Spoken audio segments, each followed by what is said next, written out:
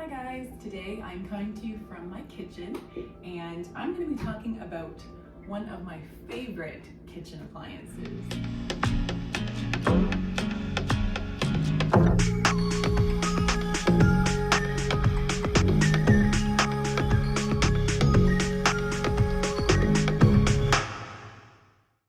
So I had a question about if I had an air fryer, and anytime anybody asks me if I have an Instant Pot or if I have an air fryer, I always tell them about my Ninja FOODI. I love my Ninja FOODI, and I have got a couple people to buy one after giving them my spiel.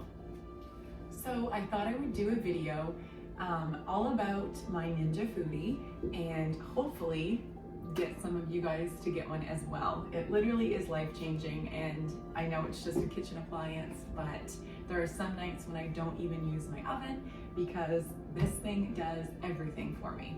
So I have a list here of things that I do with this and what I've cooked with it.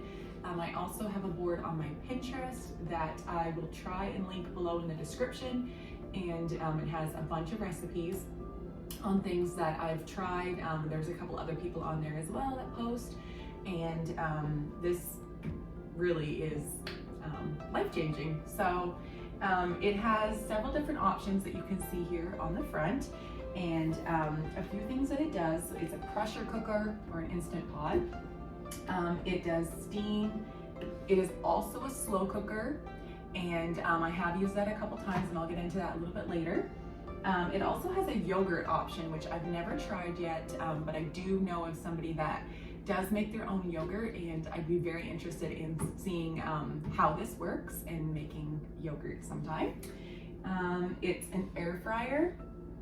It has a roast option, and it has a broil and griller option. So I haven't got into all of the options yet that it has.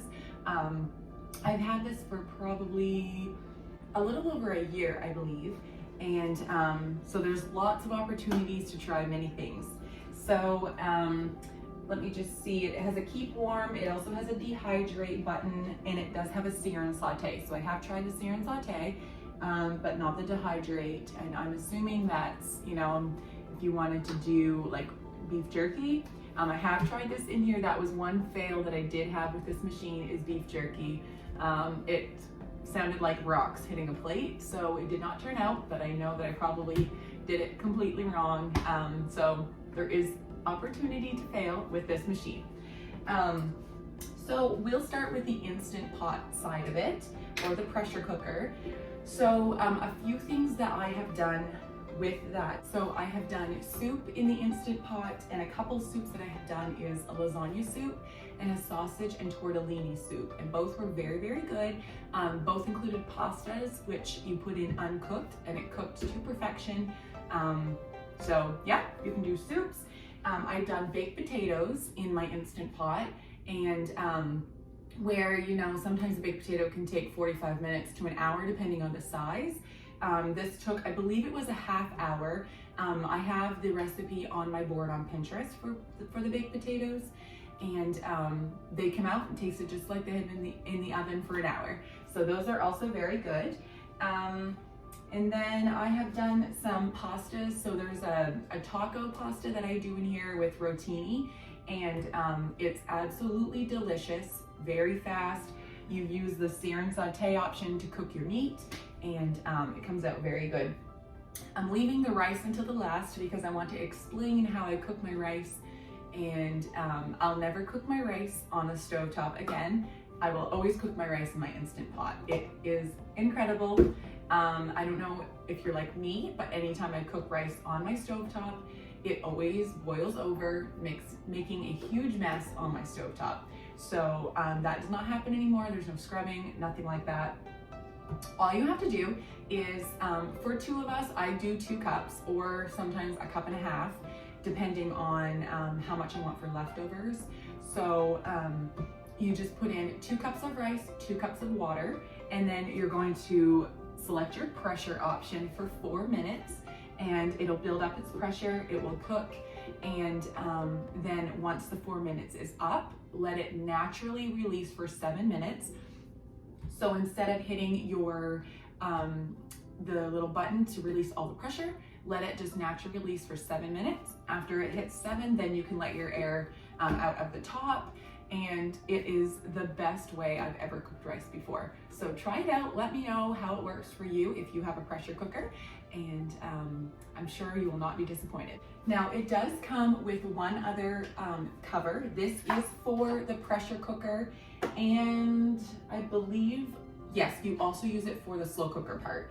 So all it does is this comes up like this, and then you've got your basket, and then just put this on the top, and then lock it, and then here is your seal and vent, and then also you have a little red button here that will pop up when you know the pressure is at the fullest, and you definitely do not want to open this when that is up. And then just slide it back off like that, and then you can shut the cover. All right, so the next option I'm going to talk about, it's very short, it's just the sear and saute option. So I'll take out my basket, and here is the pot that is in there, and it is a 18 cup pot here. So this is a non-stick.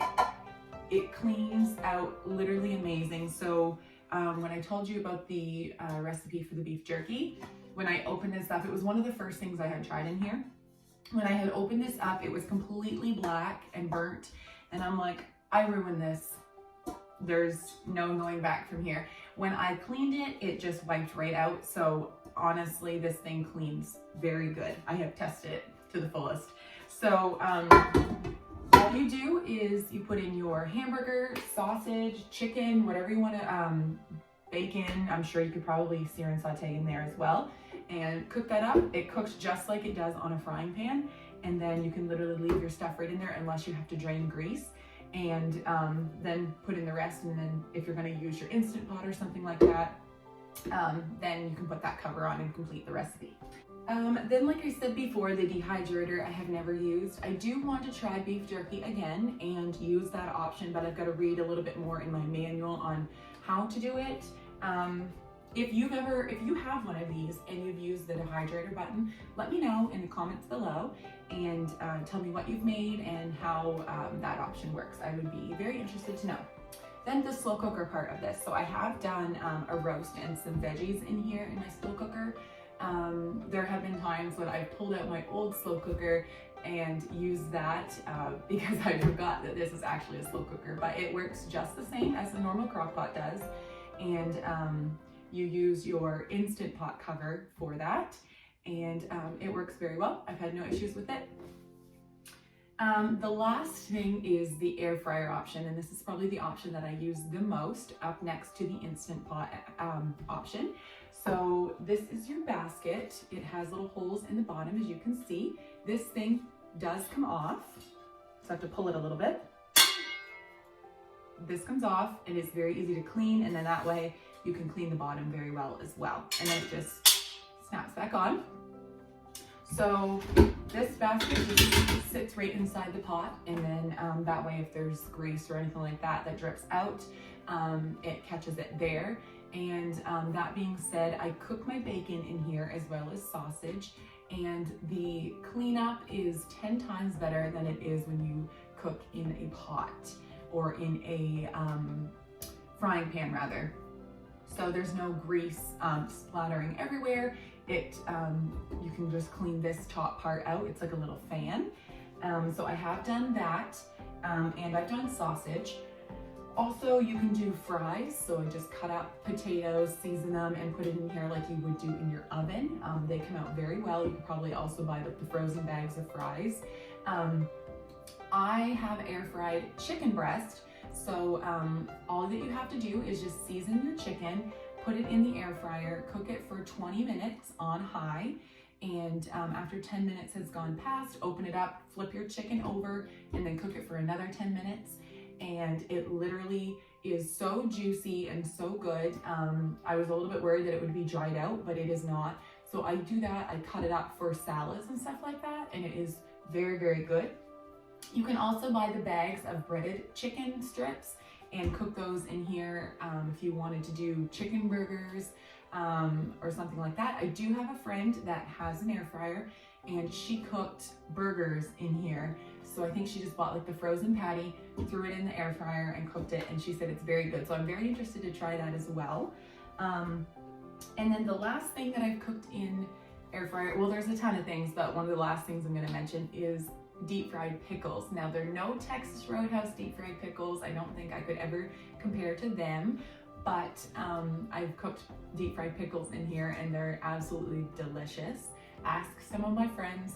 When we were locked down last year, the beginning of the year, I cooked deep fried pickles all the time. But basically all that you do is just pat pickles dry. If you wanted to do the spears or like the little round cut up pieces, you can do that. Pat those dry, put them in panko breadcrumbs and flour and eggs, put them in here and cook them. I think I cooked them for around 7 minutes, but you can, you know, watch them and see, because you can keep opening this back up to check. And they're absolutely delicious. So that's just a few options that you can cook in here. And if you have any more questions on this Ninja FOOdi, let me know in the comments below. I'd be happy to talk to you about them. And I believe if you're in Canada, you could get this at a Canadian Tire, a place like that. You can also buy them on Amazon. I know last Black Friday, they were running a really good sale. So be on the lookout for that, and let me know if you're interested in buying one of these. If you do buy one, let me know what you make in it. I would be happy to talk to you about it. Have a nice day.